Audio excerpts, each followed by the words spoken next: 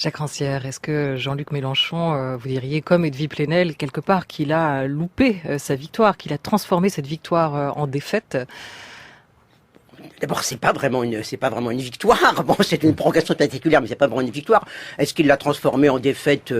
Non, moi, je ne dirais pas. Je pense pas qu'il fallait attendre, disons, de Mélenchon dans la logique justement qu'il a amené malgré tout à ces 19% qu'il appelle sans problème, bon, à voter pour Macron. Est-ce qu'il aurait dû appeler un grand rassemblement? Moi, je me souviens quand même des grands rassemblements de 2002. Les grands rassemblements de 2002, ça voulait dire que bon, voilà, il y a tout le monde votait Chirac. Moi, pour moi, je dirais la grande erreur, malgré tout originaire, ça a quand même été 2002. C'est quand même cette espèce d'alignement de tout le monde, de toute la gauche, l'extrême gauche.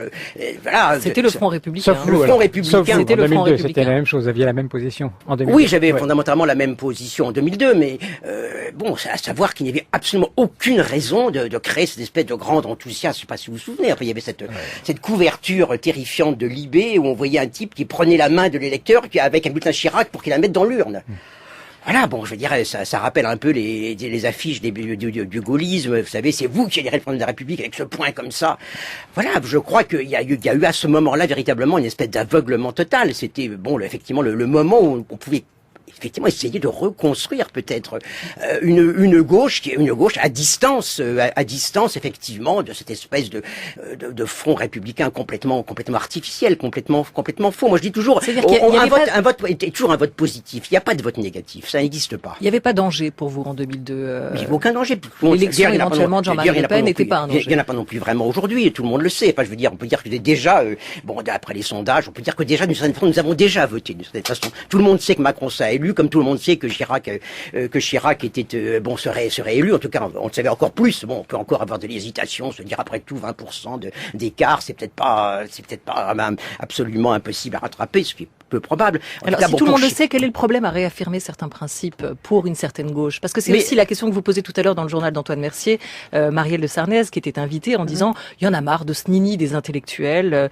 quid de leur responsabilité dans ces moi, je dis pas nini, je ne dis pas nini. Moi, je parle du cadre dans lequel cet affrontement entre les deux a lieu. Ce qui est tout à fait différent. Je dis pas c'est pareil Macron ou Le Pen, c'est complètement différent. La question effectivement, c'est que qu'est-ce que ça veut dire de ces gens qui vous disent moi je suis contre le fascisme, donc je vais voter Macron. Mais en quoi un bulletin Macron dit qu'on est contre le fascisme?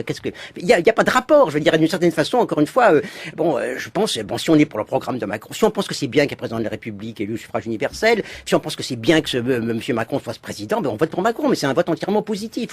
Il n'y a pas de vote négatif. Pourquoi il n'y aurait pas de vote négatif? De dire on veut éliminer une solution qu'on ne veut pas du tout. C'est ce qu'on dit toujours pour le deuxième tour. Bah oui, c'est ce qu'on dit toujours, mais à mon avis, c'est une absurdité. Pour quelle raison? Fondamentalement, pour quelle raison? Pour quelle raison? Mais parce que, je dirais que, bon, malgré tout, encore une fois, bon. Il y a des moments où on fait des choix par défaut, un peu. Les choix par défaut, c'est pas vraiment, je crois que la question est seulement celle du choix lui-même, quoi. On a tellement été formaté par ce système présidentiel qui en fait est un système de délégation absolue, quoi. Au fond, d'une certaine façon, on délègue absolument tout pouvoir à une personne, quoi. Et disons, comme compensation, on vous donne cette espèce de capacité vraiment de faire un choix, de décider, etc. Les gens de gauche vont voter pour la droite pour choisir le meilleur candidat de droite. Enfin, ça devient un peu n'importe quoi. Aujourd'hui, on vous dit si vous votez pas pour Macron, vous êtes pour l'ouverture de nouveaux camps de la mort et ainsi de suite. Non, je crois que fondamentalement, il faut penser que cette élection est une élection de dépossession. C'est pas vrai que ce soit le triomphe du choix, c'est le triomphe de la dépossession. Alors, c'est pas la peine de faire ce grand numéro sur l'espèce de, disons, un petit peu de, je sais pas, de pause, il y a une espèce de pause sartrienne un peu qui revient maintenant, vous savez, on choisit pour tout. Voilà, si je m'abstiens, ça veut dire que je choisis les camps de la mort, mais il faut quand même sortir de ce délire. Alors, assiste-t-on